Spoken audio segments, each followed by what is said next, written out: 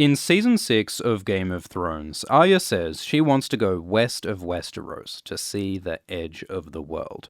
West of Westeros is where all the maps stop.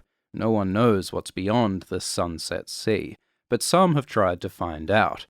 One of Arya's ancestors, Brandon the Shipwright, sailed west across the Sunset Sea, and he was never seen again. His tomb in Winterfell is empty. Some crazy Ironborn on the island of Lonely Light believe there's a paradise in the west, a land without winter or want, but all they've ever found is boundless grey sea. One of Daenerys' ancestors, Queen Rhaenys Targaryen, planned to fly her dragon across the sea, but she and her dragon died before she could try. So the Sunset Sea is a mystery, but there's one person who went further west than anyone else. 250 years ago, Elissa Farman was the daughter of the Lord of Fair Isle, an island off the Westerlands by the Sunset Sea. Elissa was kind of like Arya, a rebellious, wild-spirited girl. She was an archer and a singer, loved horses and dogs, but her great love was sailing. She spent most of her childhood on ships. As a teenager, she sailed her own boat, voyaging north to Bear Island and south to the Arbor. But her dream was to sail west and find strange lands beyond the Sunset Sea. Elissa's brother Andrew married Rhaena Targaryen, a widowed queen of two different kings. It was weird that a queen would marry into a minor noble family like the Farmans, and Andrew was a pretty unimpressive husband. Rhaena didn't seem that into him. She was closer with Elissa. It's hinted that Rhaena was gay, and that she and Elissa were in love. So, for a year, Rhaena and Elissa and friends lived on Fair Isle. They were the center of court life, and went on joyrides on Rhaena's dragon, Dreamfire. But the Lord of Fair Isle got sick of Rhaena dominating his island, and of her dragon eating his sheep, so he asked her to leave. He wanted Elissa to stay and get married, but like Arya, Elissa didn't want to marry some lord, so she left home with Rhaena. For a month, they mooched off the Lannisters at Casterly Rock, and enjoyed the hospitality of the wealthiest house in Westeros. But it turned out, shockingly, that the Lannisters were scheming, so Rhaena and co. left the Rock and toured the Westerlands and Riverlands for a while. As the young daughter of a minor noble family, Elissa got to travel across Westeros with her love, the Dragon Queen. But eventually, Rhaena settled on Dragonstone, the Targaryen island, and Elissa wasn't happy there. She wanted to build a ship and return to her wide western seas. Rhaena refused, and their relationship broke down. So Elissa left Dragonstone, and on her way out, she stole 3 of Rhaena's dragon eggs. Elissa went to Pentos, then Braavos, and sold the eggs to the Sea Lord of Braavos. She used the money to build the ship of her dreams, the Sun Chaser, designed for deep waters and long voyages. Elissa planned to sail west. The Targaryens, meanwhile, lost their shit. The theft of their eggs meant that someone outside their family could get dragons, which is like someone outside your country getting nukes. They hope that without the heat of Dragonstone, their eggs will turn to stone.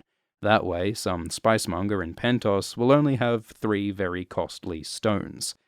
Hundreds of years later, in Book 1 of Game of Thrones, Illyrio Mopatis, a cheesemonger of Pentos, gives Daenerys 3 dragon eggs, which he says have turned to stone. 3 stone eggs from a monger in Pentos. The language is the same, hinting that Dany's eggs are the same eggs that Elissa stole hundreds of years ago. Daenerys' whole story might not have happened if it weren't for Elissa Farman. But author George Martin does say that this is meant to be ambiguous, not certain. But Elissa built her ship, the Sun Chaser, and from Braavos she sailed down the narrow sea, dodging pirates, went around Dawn, and came to Old Town, the city of the Citadel and the High Tower. Elissa knew that the Targaryens were hunting her for their eggs, but she needed a crew, people who believed in her mission to find new lands in the West. Which was difficult, because many people believed that the world just ends in the West, with walls of fire and boiling seas, or black fogs that go on forever. But the Maesters, and author George Martin, say that the world of Game of Thrones is round, like ours, so the West must eventually connect to the far east, to the lands of Yi Ti and Asshai. A western trade route to these places would be worth a fortune in silks and spices, but Elissa's dream was bigger than money. She believed that the world was far larger and far stranger than the maesters imagine. She envisioned new undiscovered lands in between Westeros and Essos, with sundering rivers and plains, green islands, strange beasts, and golden cities beneath strange stars. Westeros is kind of like Britain, Essos is like Europe and Asia, and Sothoryos like Africa, so maybe there's a continent to the west like America. Elissa hoped to find it. As she looked for a crew, Eustace and Norman Hightower came to question her, but Elissa convinced them to join her mission, adding their ships to hers. She gathered a crew, and just as the Targaryens were closing in, Elissa left Oldtown with 3 ships and sailed west. 3 years later, 1 ship returned.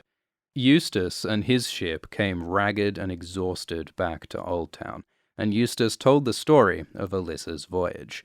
He said that at first it was smooth sailing, but a month in they were hit by storms. Norman's ship was struck by lightning and sank. Some sailors said they saw a kraken. But Elissa and Eustace's ships survived, and they found land, 3 small islands, farther to the west than any known land. Elissa named the islands Aegon Visenya and Rhaenys. So Rhaenys Targaryen, who died before she got to fly west, had an island named for her in the far Sunset Sea. Elissa explored her new islands and found new spices, pink fruits, and huge grey lizards with venomous bites. Elissa wanted to sail further west to discover more new land, but Eustace and his crew were scared and turned back home. Eustace spent a year stuck on Sothoryos, and his crew almost all died, but some Summer Islanders helped them back to Oldtown.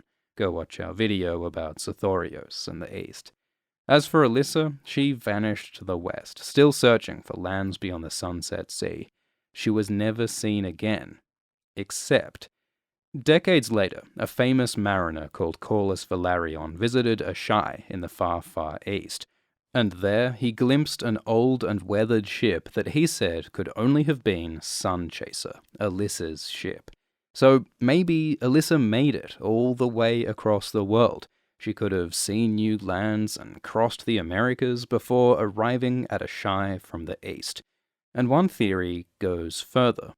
In Book 2, Daenerys meets Quaithe, a Shadowbinder from Asshai, and Quaithe says to go north you must journey south, to reach the west you must go east, just like Elissa goes west to reach the east. So some fans speculate that Quaithe is Elissa, that she learned magic in Asshai and lengthened her life, just like Melisandre of Asshai lengthens her life.